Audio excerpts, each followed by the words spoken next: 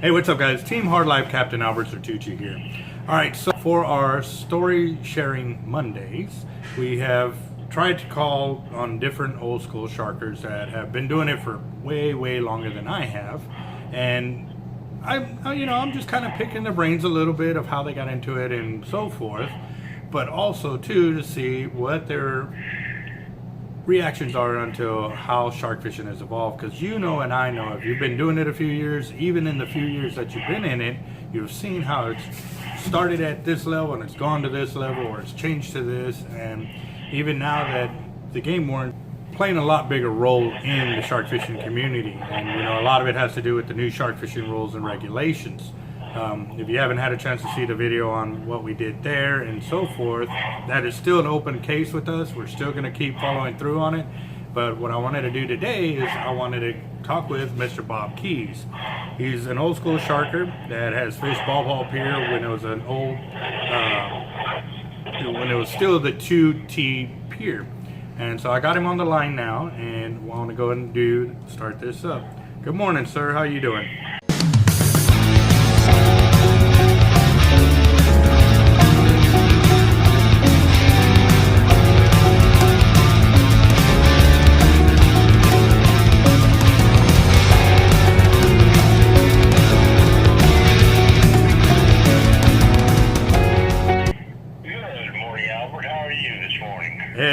It's a Monday morning, right?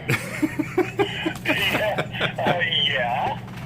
So it's a Monday. Right. It's actually I'm pre-recording this. I'm letting y'all know, and the reason I'm doing this is because I've got so many videos right now in the feed that I want to make sure I get this handled, because sometimes trying to negotiate a interview on a Monday sometimes does not work out. So I'm just giving y'all a heads up.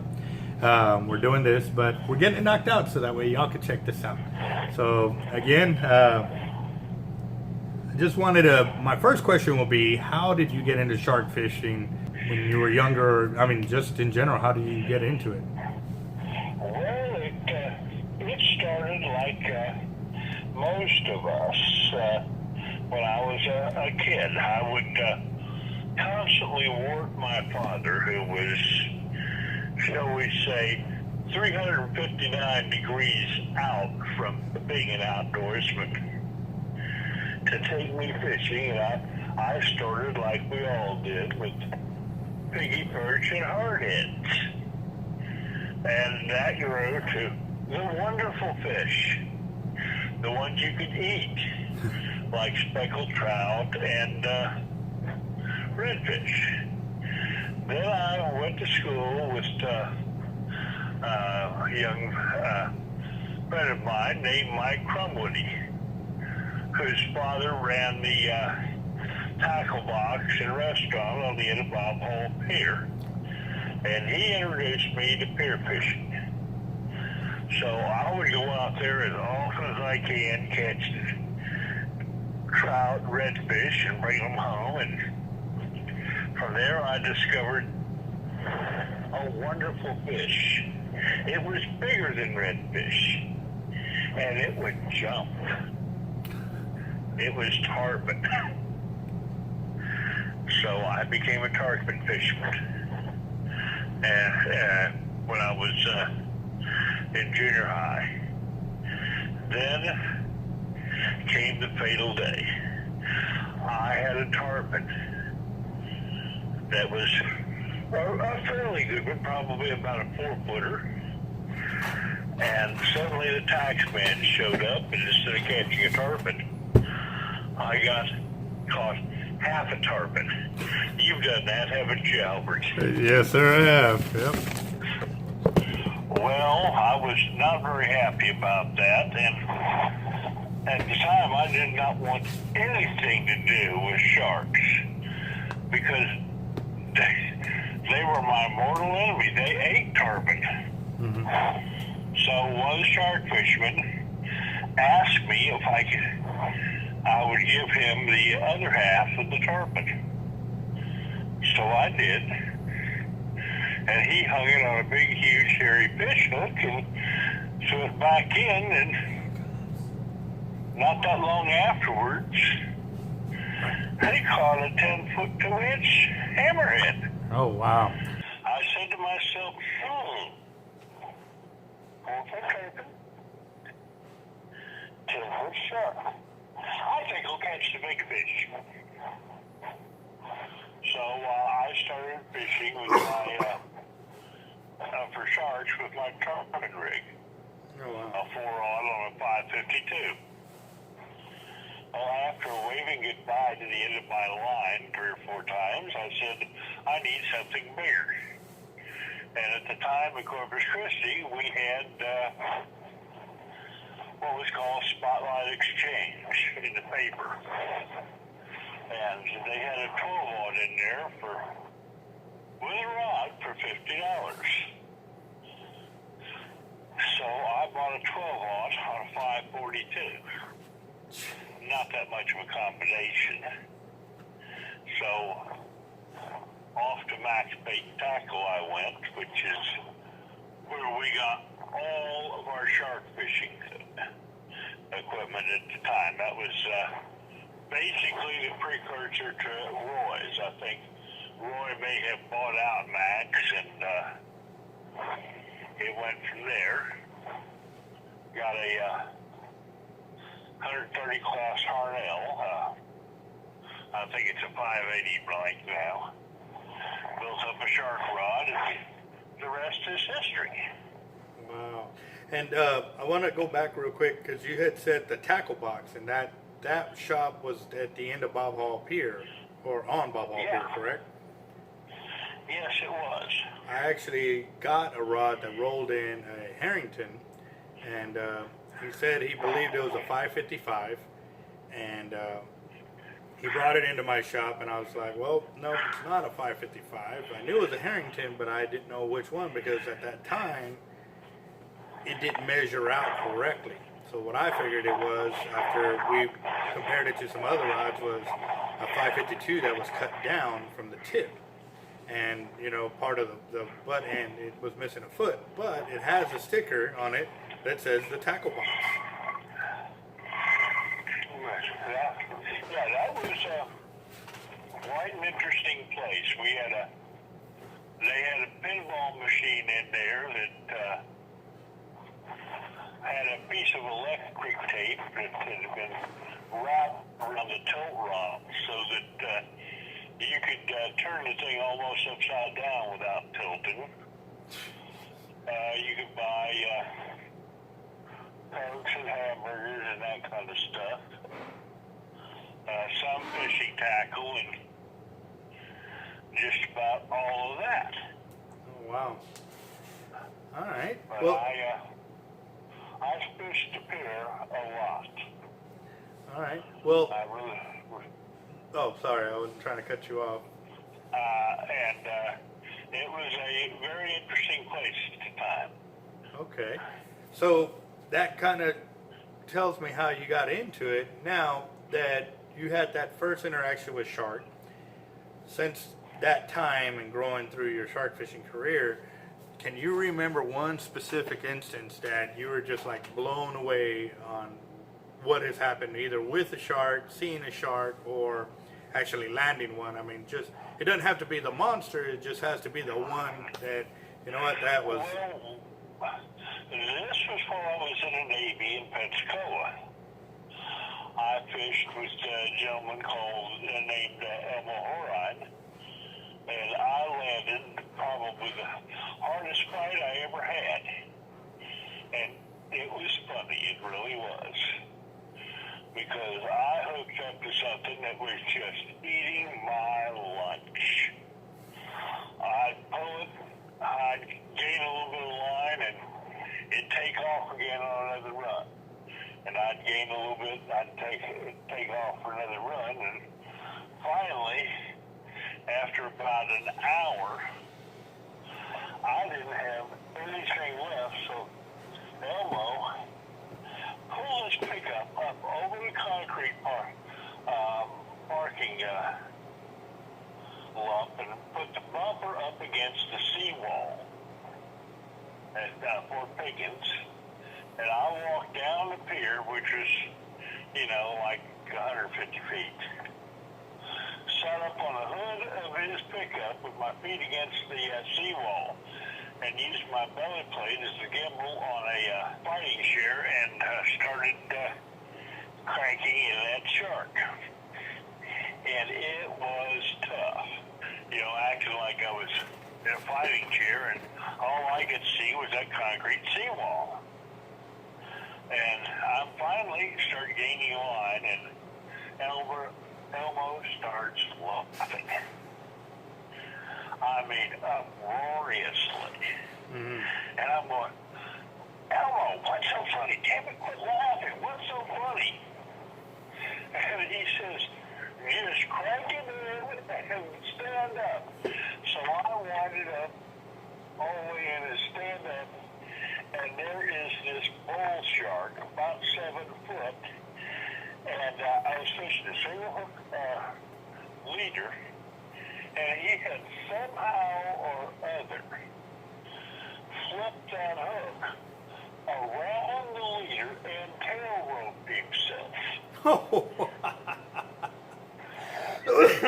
So here's this shark that can only swim straight away from me, and I've got to pull him back to the beach backwards. Wow. You know, I've caught fish almost twice as big as he was that gave me less bite. Yeah.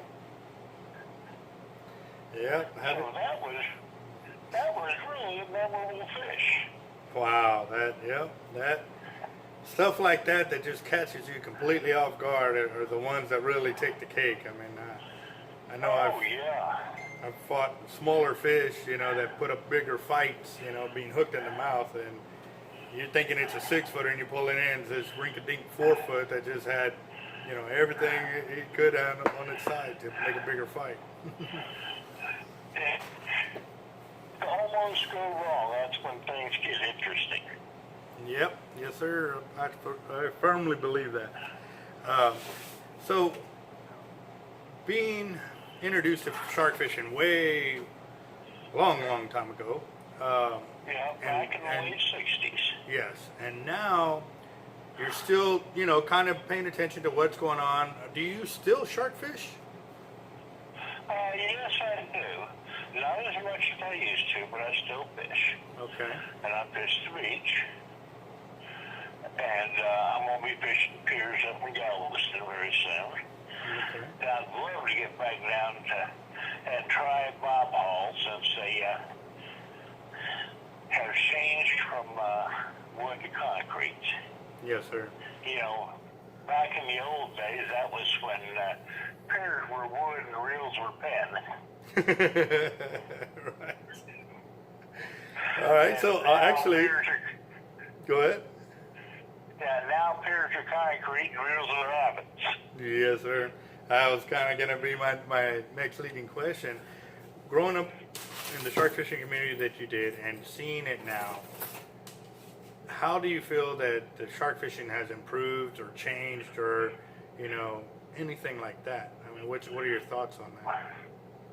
Well, my biggest thought is when I started fishing, it was catch and kill, bury the carcass back behind the dens after we hung it on Bob Hall Pier and clean the jaws out. And now I fish, catch, and release. I started that in Pensacola with Elmo. We'd do a loop-to-loop lock with our leader. We'd make a hook drop like we do now and a loop on the other end of the leader and just do a loop-to-loop, and then we could unfurl the leader from it and just let the fish go with some jewelry. But I have decided that I have killed enough sharks. And watching amazing fish swim off, none the worse for wear. You know, perhaps the worst thing he swims off with is a little bit of jewelry. Mm-hmm. Is a whole lot better than burying a carcass behind the dunes. Never really got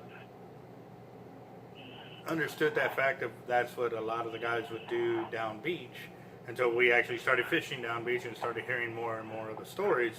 You know, because over here in Corpus, you know, there's always a big thing between pier fishermen and down the beach fishermen. You know, they're always attacking each other for the way they fish, how they fish, and what's being done and stuff like that. But in reality, you know, there's so much that gets hidden behind the dunes kind of deal, and you know, everybody has their portion to play in it. You know, I've seen. Well, it used to be the county, after we had the fish hung up on the official Bob Hall Pier shark hanging post, which is basically an H-frame. I don't even know if that's there anymore. They take a backhoe and dig a hole and bury it for us. Oh, wow.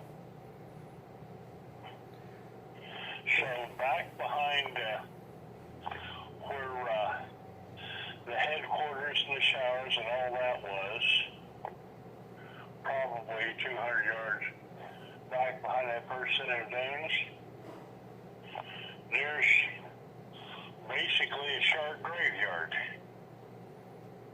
Wow.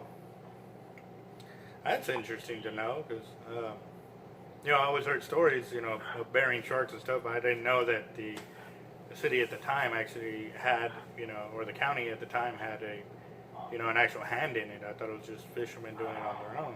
Wow, that's very interesting to know, you know. But I'm really blessed to have gone through the shark fishing that I've gone through, being introduced by old school sharkers into what it was and seeing how it's evolved. And I'm really stoked to hear it come from an old timer like you that has gone through even more of what I've gone through, and on bigger levels, and all you know, in other states as well. So that is pretty awesome. And I do want to thank you for your time on giving us a little history of yourself, and you know, sharing some of your stories. And I really anticipate on having you on the show again, Mr. Bob Keys. So I do want to thank you from all of us at Team Hard Life YouTube channel as well, because I know a lot of the other guys are going to enjoy this as much as I did. Oh, no problem, Albert. Anytime you like some of the stories of the old days, just give me a call and I'll be happy to come back on. Awesome. Well, thank you very much, sir, and you have a blessed day. I certainly shall. All right, boss. You have a good one. All right, guys. So that was Mr. Bob Keys. And again, I would like to thank you for watching our channel, for subscribing, and continuing to watch our videos, as we have a lot of knowledge. Like I said, it's forever changing, forever evolving, forever just something new to learn. And so it's really exciting for me to be on the front lines and willing to share all this information, whether it's good or it's bad or it's right up in the middle, you know, for everybody to see and share. But I really do appreciate y'all watching our channel and getting others to also tag along for the ride, because coming real soon, we're going to hit for sure from hitting our 2,500 mark. And at that time is when we will announce how we're going to do that. I'm actually waiting for our gear to come in from our sponsor, but stay tuned. It is coming, and these are going to be some nice little gifts. And again, we're going to have more than just one winner be able to win on this one. So stay tuned, guys. Y'all have a good one. Thank you very much.